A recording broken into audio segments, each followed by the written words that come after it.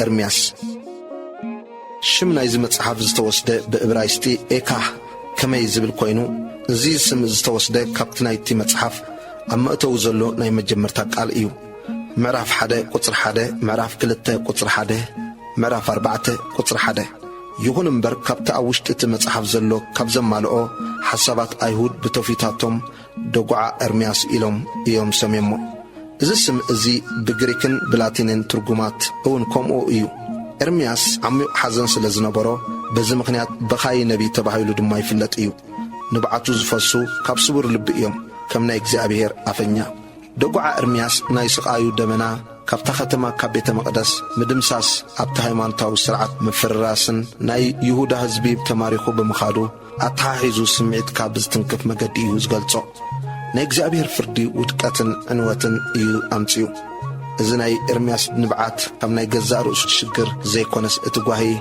حازن بمخنيات اتزبي نعملخون نفتاريون بمحداقهم اتزفكرهم دقاقيمو زبارخهم بمحداقهم لب إرمياس تسير إيو مخنياتو عشنتن حاتياتن ناي تهزبي مكران سدتن مركو بسلاقتهم كم زقالت أيو علاما نايز متحف نقزي أبير زي مئزاز عنوات كم زمتسق نتهزبي كمهرن اتهزبي بمكراك حلف كله نايقزي أبير مكرا مخانو نمر آي إيو تتصحيفو اتكندك قال أبز دوغو عرمياس معراف كلته قصر 10 حدا زلو خوينو بمغنيات قدعات قوال هزبي اتساناتن اشلاتن أب أدبابايات كتما سلزحللو عينتي بنبعات تبالا شوه أمعتي توقسي كبدي أب مدري تخوعي لومي مغنيات نبعاتكا انتايو عياشو بتعبيتهم سلز أصولو خاديخات تبكي ويس اتهم أبزوريخات زلو هزبي نتأخبيرو زفكرم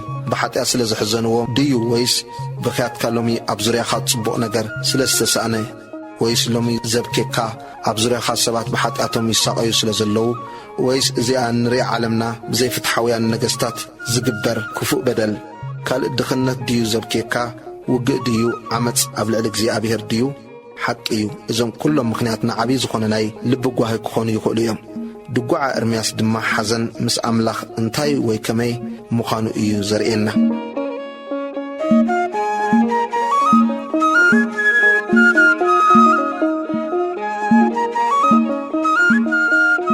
زر أنا دحر بايتاني دقوع إرمياس كوينو معرف حدا قوهي يورساليم قصر حدا إذا هزبي جارجار زبل الله ختما كمي إلى إيا تسمع اتقمت زلا إذا أب هزبتات عباي زنبرت كمي إلى مبلت كونت إذا ويزرو أو رجاتات سي جبار كونت ليت بخيات تبكي نبعتا أب معقرتا يوحز كاب كلهم اتنفتوتا حدا قا يلبون زت سنانعا كلهم أعرقات ألموا أموت صلاة خونو بسرح حسارن برتع مجزاتن يهودا تماريخ الله أما كل أحزاب السفيرة هدأت كاسين الله كلهم تساقوقتا أبصباء أركبوا نبعال زمت سيالوان مو مجدتات سيون يحزن كل دقيتاتا عنيو كهاناتا يتكوز اللو دناقلا قهين نسادما تمريرا الله قطر حموشته بسر بزحي أبساء اكزيابير حزن أورد الله أمو ودرنياتاتا رئيس كونو صلاتا يقنعو مالو دقا تماريخون ككرمي صلائي كدو كل قرما قوال تسيون كابا أغلسي مسافنتا كم زبلاع زسانا إرابات كونو ككرمي سقاقي نمهدام تحللو يرسالين بمعالتات مكران مخبلالان نايتنتي كبور غنزبا تذكرالا هزبا أبئيت صلائي وديقص ردائي مساني صلاتي الناش كعلولو تفاتا رأيو يرسالين برتو حقات قبرت سلازي كم رخصتي كونت اتم زخبروا زنبر كلهم أركانا ريهم نعقوا نساون النابلت ندحريت تملس الله رخصتا أبزفر كدانا اللو موداتا أي حاسبتون سلازي مورادا مسدمم إيو زتسانا نعاون يلبون سلاي عباء اللو أمو وقويتاي تسواي رأي قطري 10 أما حبركا كأتو زخلكل كايم أحزاب أما قدسا كأتو رأيت أمو أب كل كبر طريتا صلائي إيدو زرقحي كل هزبا الناتك كذا انجراي دلي اللو نفسهم كتكسنسي كبر طريتهم نمقبي هابو وقويتا تواريد ايومو رأيت أمتون أتم حلفتي مقدي كل خاتكم اسكي أستواديو كم تبتا معلت جهر قطعه እግዚአብሔር ዘጓሃየኒ ሓንቲ ስቃይ ከምታ ተቆጻዕ ኩላ ስቃይ እንተ አልያስ ጠምቶም ተመልከቱ ካብ ላዕሊ ናብ አጽምተይ ሓው ሰደደ ንሱኻ አሕመቆ ንእጋረይ መፈንጥራ ዘርግሐ ንድሕሪ ድማ መለሰኒ አብረሰኒ ንኹሉ መዓልቱን አማህመነኒ አርዑት አበሳይ ብኢዱ ተአስረ ተጠላሊፉ አብ ክሳደይ ተነብረ ንሱ ሓይለይ አድከመ ጎይታ አብ ኢድ እቶም ክቃውሞም ዘይከኣለኒ አሕሊፉ ወፈየኒ ቁጥር 15 እግዚአብሔር ንኹሎም ጀጋነይ ኣብ ማእከለይ ረዓበሎም ኣጓዘይ ትጭፍለቕ ኣኺባ ኣኽተተለይ ጎይታ ነታ ድንግል ጓል ይሁዳ ኣብ መጽመቕ ወይኒ ረገጻ ስለዚ ኣነ እበኪ ኣዒንተይ ንብዓቲ ዝቆቓ ንነፍሰይ ዘቕስና መጸናንዒ ካባይ ርሒቆዩ እሞ ጸላእይ ስለ ዝሰዓረ ደቀይ በረሱ ጽዮን ኣእዳዋ ትዝርግሕ ዘጸናንዓ ኣይትረኽበን እግዚአብሔር ንያዕቆብ ዝኸብዎ ጸላእቲ ኣዘዘሉ ኢየሩሳሌም ኣብ ማእከሎም ከም ርክስቲ ኾነት ንኣፍ ተጻራሪ ነይረ እሞ እግዚአብሔር ጻድቕ እዩ ኣቱም ህዝብታት ኩልኻትኩም ስምዑ ስቃየይ እውን ረአዩ ደናግለይን ኣግባዘይን ተማሪኾም ከዱ ንፈተውተይ ጽዋዕክዎም ግናኸ ኣስሓቱኒ ካህናተይን ዓበይተይን ነፍሶም ከቕስኑ ምግቢ ክልምኑ ከለዉ ኣብ ከተማ ሓለቑ ወእግዚአብሔር ሓዚነ ከም ዘለኹ ረአ ኣዝየ ተጻሪረ እየ እሞ ኣምዖተይ ተኰሰ ልበይ ኣብ ውሽጠይ ተገልበጠ ደቀይ ኣብ ግዳም ብሰይፊ ተወድኡ ኣብ ከብዲ ቤትካ ከም ሞት ኣሎ ቁዘማይ ሰሚዑ ዘጸናንዓኒ የልቦን ኩሎም ጸላእተይ መከራ ይሰምዑ ንስኻ ስለ ዝገበርካዮ ተሓጐሱ ነታ ዝበልካዮ መዓልቲ ከተምጻእ ኢኻ ሽዑ ከምዚ ኸማይ ክኾኑ እዮም ኩሉ እከዮም ኣብ ቅድሚኻ ይብጻሕ በካተይ በዚሑ ልበይ ተሓሊሉ እዩ እሞ ከምቲ ብሰርሕ ኩሉ ኣበሳይ ዝገበርካኒ ከምኡ ድማ ንኣታቶም ግበሮም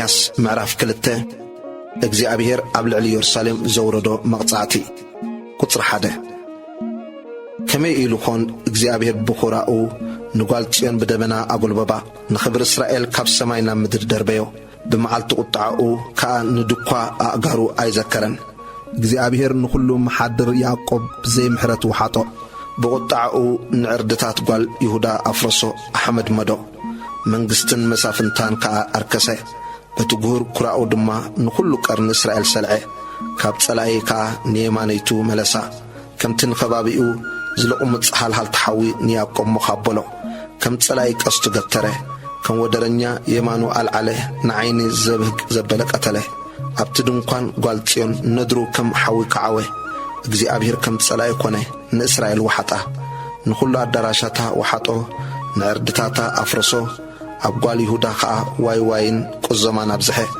ድንኳኑ ከም ኣታኽልቲ መንቆሰ ንስፍራ ማእከቢኡ ኣፍረሰ እግዚአብሔር ኣብ ጽዮን ንበዓልን ሰንበትን ኣረስዖ ብኹራ ንድሩውን ንንጉስን ካህንን ኣቃለለ እግዚአብሔር መሰዊኡ ደርበ መቕደሱን ንሕርሚ ወፈ ቀጽሪ ኣዳራሻታ ኣብ ኢድ ጸላእቲ ኣሕለፈ ከም ብመዓልቲ በዓል ኣብ ቤት እግዚአብሔር ዓው ኢሎም ጨደሩ እግዚአብሔር ንቐጽሪ ጓል ጽዮን ከፍርስ መደበ ገመድ መለክዒ ዘርግሐ ካብ መጥፍእሲ ካብ ምጥፋእሲ ኢዱ ኣይመለሰን ሓጹርን ቀጽርን ኣሕዘነ ኩሉ ብሓደ ማሰነ ደጌታታ ኣብ ምድሪ ጣሓለ ንመሃርሃሪታታ ኣብ ርእሶ ሰባበሮ ንጉሳን መሳፍንታን ኣብ ማእከል ኣሕዛብ ኣለዉ ደጊም ሕጊ የልቦን ነቢያታውን ረኣይ ካብ እግዚአብሔር ኣይረኸቡን እቶም ዓበይቲ ጓል ጽዮን ትም ኢሎም ኣብ ምድሪ ይቕመጡ ኣለዉ ሓመድ ኣብ ርእሶም ነስነሱ ክልውን ለበሱ ደናግል ኢየሩሳሌም ርእሰና ምድሪ ኣድነና ብምኽንያት ጉድኣት ጓል ህዝበይ ህፃናትን ዕሸላትን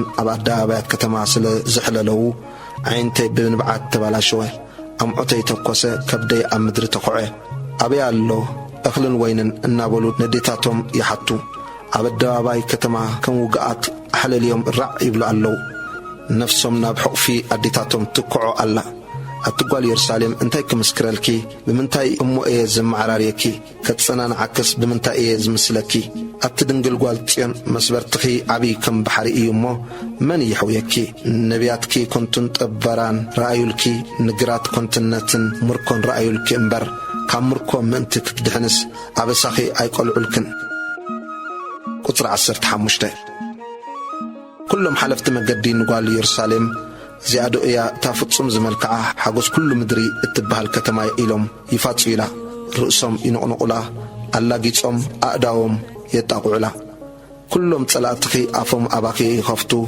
وحيتنايا بحق إزياس اتا اتصبنايا معالتيا أركبنا اللان رئينايا إلهم نافاتسويو أسنانهم ينخصوا اللو اكزيابير نتي زحلنو جبره نتي كابتنتي حيزوز نغرو لك الفتسمه أفرسمو أيدن قطن محبقوس سلائيون قبركي قرن تتصاررتخي العلي لبومنا بكزيابير أعوي أتي قصري قوالتين ليتن معالتن كم وحيس كونكي نبعات أو حزي كتو أي تعرفي مرعات عينخي أي تعرفي أب ممجمرتا حلوا تنسيو بليتي حج أدري أب كرمي قص كزيابير لبخي كم ماي كعوي سلا نفسات اتم أما أزن كل ما قدي قميوم زحللو هتساناتكي أداوكي ناو العلي قطر عيسرا قويتاي الرأي أمت نمنك كم زقبركاو أنستو دفرة مهتسانن زحاقوفهم هتساناتي بلعا كهان النبين دو أم مقدس اكزيابير يحردو قولعن أرغوتن أمريت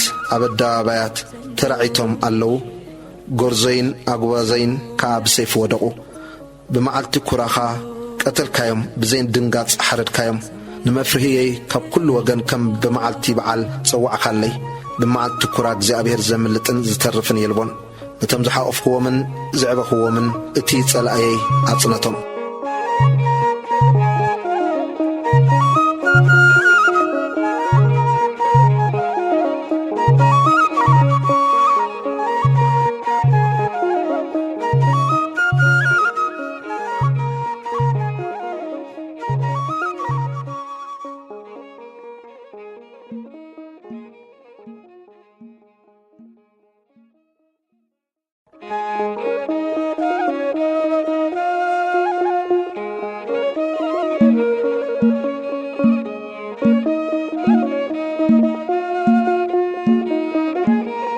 دقعة أرمياس معرف السلسته مقطعتين السحن تصفان قطري حاده أنا بالشبط قطعو شقار زريأكو سبعي نسو مرحني ببرهان زيكونس بتسلمات وسدني بحق ممليسو معالتي بملقى إيدو أباي إملسالو نسقاين قربتين أعرقو نعزات سمتي صبرو أب كبابيي كتر سرحي بمرزن دخامن كا حصرني كمتون قدم زموتو أب تسلمات أنبرني كي وتصصي بمندق كبابني نسنسلتي أخبدو انت ترعكن أعوخن وقاد نسألتي محلفي عطاولو بغرص أمني نقودناتاتي عطاو نمقادتاتي توتواي قبرو قطري عسرتي كم زدبي دبي تحبيئو كم زقاطو أنبساخونني نمقادي أزنبلو سوابرني عانونون قستو قتر نفلاتاها لاما غيرو أقومني بفلاتاتات قل دباؤو كلاليتي وغي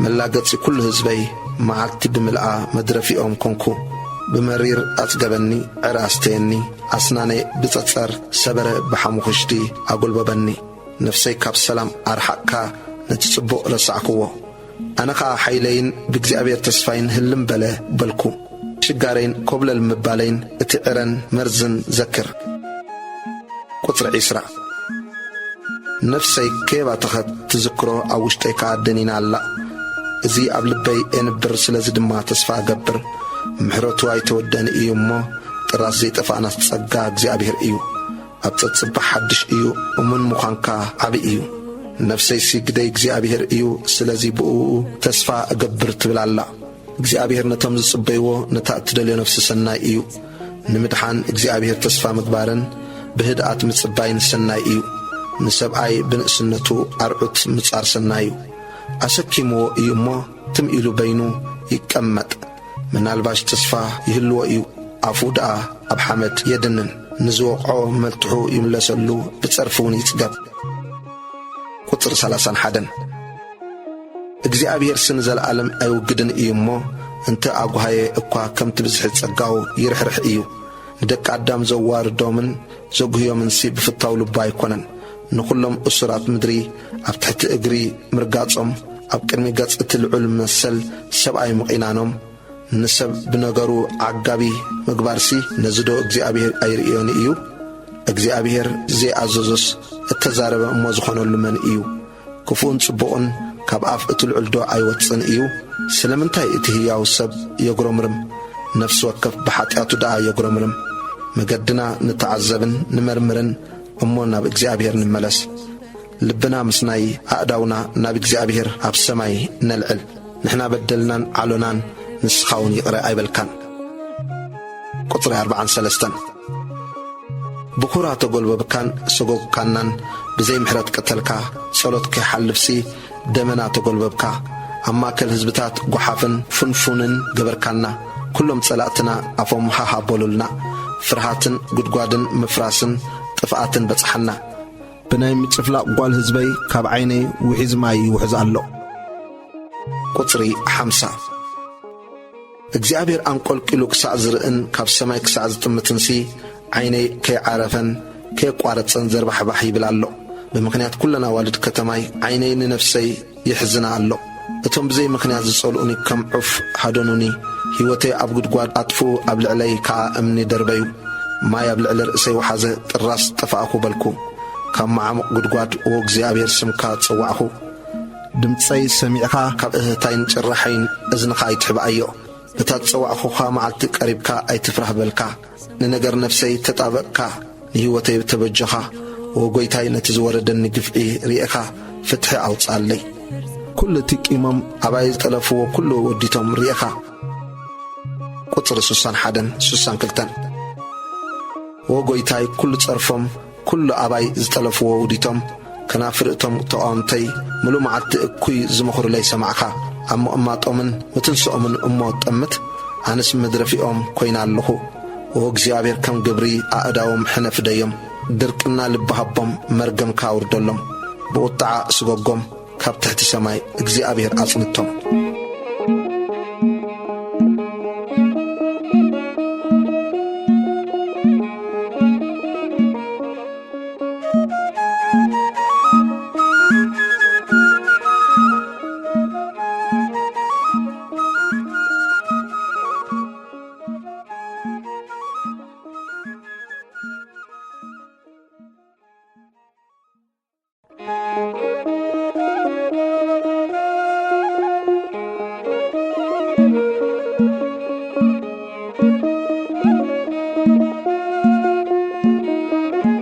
ድጓዓ ኤርምያስ ምዕራፍ 4 ኢየሩሳሌም ድሕሪ ምውዳኣ። ቁጽሪ 1 ከመይ ኢሉኸ እቲ ወርቂ ጸለመ፣ እቲ ኣዝዩ ጽሩይ ወርቂ ተለወጠ። ኣእማን እታ መቕደስ ኣብ ማእዝን ኩሉ ኣደባባያት ተዘርወ። እቶም ጨዋታት ደቂ ጽዮን ከም ጽሩይ ወርቂ ዝኸበሩ ከመይ ኢሎምከ ከም ኣቓሑ መሬት ከም ስራሕ ኣእዳው ስራሕ መሬት ተቖጽሩ። ወኻሩ እኳ ከይተረፋ ኣጥባትን ሂበን ንኸራኹረን የጥብዋ። እታ ጓል ሕዝበይ ግና ከም ስገን በረኻ ጨከነት። ልሳን ትዕሸል ብጽምኢ ኣብ ትንሓጉ ጠበቐ። ቈልዑን ጌራ ይልምኑ ዝቖርሰሎም ከዓ የልቦን። ቁጽሪ 5 እቶም ጥዑም ምግቢ ዝበልዑ ዝነበሩ ኣብ ኣደባባያት ይወድቁ። እቶም ብቐይሕ ሓሪ ዝዓበዩ ጐዱፍ ይሓቕፉ። ኣብ እሳታ ጓል ሕዝበይ ካብታ ኣእዳው ከይተንከያ ብድንገት እተገልበጠት ሰዶም ካብ ሓጢኣታ ይዓቢ። መሳፍንታ ካብ በረድ ዘንጸባርቑ ካብ ጸባ ዝጽዕድዉ ስጋኦም ካብ ቀይሕ ዑንቂ ዝቐይሕ መልክዖም ከም ሲፈሮስ ነበረ። ገጾም ካብ ጸሊም ይጽልም ኣብ ኣደባባያት ኣይልለዩን። ቆርበቶም ኣብ ዓጽሞም ጠቢቑ ነቒጹ ከም ዕንጨይቲ ኾይኑ ኣሎ። ካብቶም ብጥሜ ዝሞቱ ብሰይፊ ዝሞቱ ይሕሾም። ፍረ ምድሪ ስለ እተሳእነ ተወጊኦም ይማስኑ። ቁጽሪ 10 ሩሕሩሓት ኣንስቲ እኳ ብእዳወን ደቀን ኣብሰላ። በቲ ጥፍኣት ጓል ሕዝበይ ምግቢ ኮንወን። እግዚኣብሔር ነድሩ ፈጸመ፣ ርሱን ቁጣዕኡ ከዓወ። መሰረታታ ሞኽ ዘበለ ሓዊ ኣብ ጽዮን ኣንደደ። ነገስታት ምድርን ኣብ ዓለም ዝነብሩ ኩሎምንሲ ተጸራርን ጸላእን ብደጌታት ኢየሩሳሌም ከም ዝኣቱ ከቶ ኣይኣመኑን ነይሮም። ብምኽንያት ሓጢኣት ነቢያታን ብሰሪ ኣበሳ ካህናታን ንሳቶም ኣብ ማእከላ ደም ጻድቃን ስለ ዘፍሰሱ እዚ ኮነ። ሰብ ክዳውንቶም ንምትንካይ ክሳዕ ዝፍንፍን ብደም ዝላላ ኮኑ። ከም ዕውራት ኮይኖም ኣብ ኣደባባያት እግንግን ይብሉ ኣለዉ። ቁጽሪ 15 ረሓቑ ኣቱም ርኹሳት ረሓቑ ኣይትተንኪዩ ኢሎም ይጭድሩሎም ሃዲሞም ኮብለል በሉ። ኣብ ማእከል ህዝብታት ድሕርዝስ ኣብዚ ኣይክቕመጡን እዮም ተባህለ። ገጽ እግዚኣብሔር ፋሕ ኣበሎም መሊሱ ቁሊሕ ኣየብሎምን። ንሳቶም ንካህናት ኣያኽበሩን ንኣረገውትኻ ኣይደንገጹን። ንኸንቱ ደገፍ እናጠመትና ገና ኣዒንትና ደኺመን ኣለዋ። ብምጽባይናስ ነቲ ምድሓን ዘይከኣሉ ህዝቢ ተጸበና። በደባባይና ከይንኸይድ ስጓሙና ይስልዩ። መወዳእታና ቀረበ፣ መዓልታትና ኣኸለ፣ መወዳእታና በጽሐ። ሰጎግትና ካብ ንስሪ ሰማይ ቀልጠፉ፣ ኣብ ኣኽራን ሃደኑና ኣብ ምድሪ በዳ ኣድበዩልና። ቁጽሪ 20 እቲ እግዚኣብሔር ዝቐብኦ ብዛዕባኡ ኣብ ማእከል ህዝብታት ኣብ ጽላሉ ክንነብር ኢና ዝበልናዮ መተንፈስ ትንፋስና ኣብ ጉድጓዶም ተታሕዘ። ኣቲ ኣብ ሃገር ኡፅ እትነብሪ ጓል ኤዶም ተሓጐሲ ደስ ይበልኪ። እቲ ጽዋእሲ ናባኸውን ክሓልፍ እዩ፣ ክትሰኽርን ጥራይ ክትኮንን ኢኺ። ኣቲ ጓል ጽዮን ኣበሳኺ ተወድአ፣ ደጊምሲ ኣይክማርኸክን እዩ። ኣቲ ጓል ኤዶም ኣበሳኺ ክቝጸር እዩ፣ ሓጢኣትኪ ክገልጽ እዩ።